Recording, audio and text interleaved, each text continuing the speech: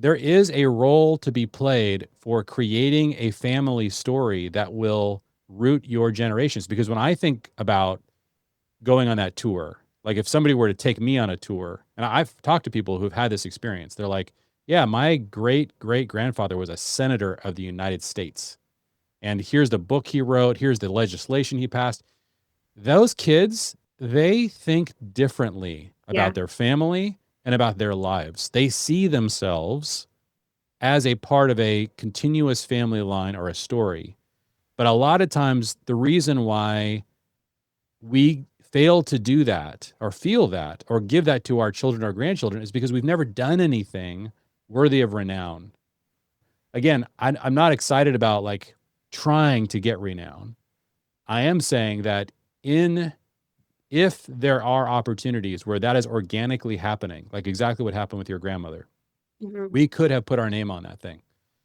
I think that you should really consider not what is in your best interest in your generation, but what is in the best interest of your great grandchildren at that moment. And like you said, what would it have done to you to see an entire neighborhood called Schofield Farm?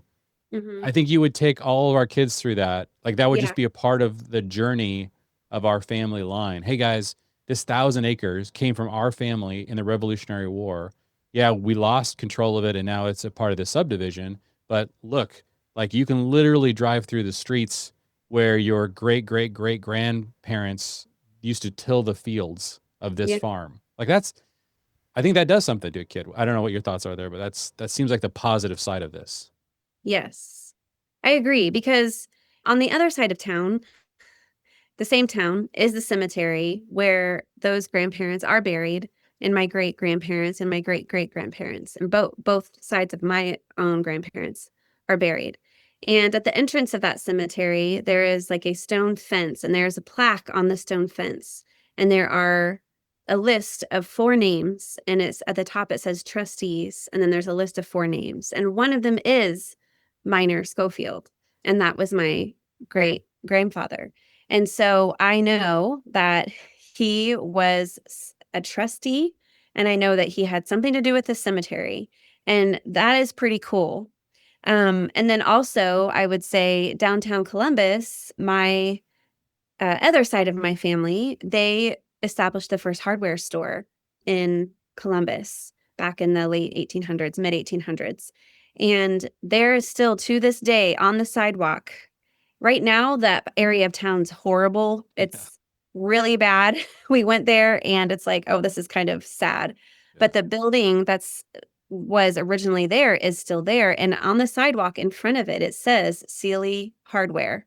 Hmm. So it says it in the sidewalk. It's really crazy. Sealy being your maiden name, your Yeah, dad's my maiden family's name. name. So the other side of my family. It's maybe a little unique that I have a place I can go with on both sides of my family that I can point to and say, like, look, wow, there is this bit of a connection to this place, this land, even if it's not what it was and it's not something that we're connected to currently. It's just like, wow, that is, we know you are the descendants of people that Yeah. did this, that put this sign here. So it does do something to you. Yeah. I knew as a kid that that was part of my story. And I think it does help you at least think bigger than yourself. That maybe those ancestors were thinking about you in some way. It just an idea of the great grandchildren when they were establishing their life. I think it does do something too. Yeah.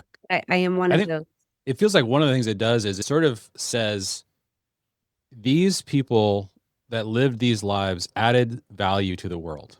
It may have been very simple, Yes. trustee of a cemetery, hardware store founder, but it's like, no, they did something that added value. And you would kind of think that if you did something to add value to the world, maybe there would be a reason for people to remember that. And again, we're talking about this all in the context of not that the dead person is somehow getting a benefit. I don't know if that's true in the kingdom of God. Obviously, Yeah. there's a whole different calculation for what happens in the kingdom.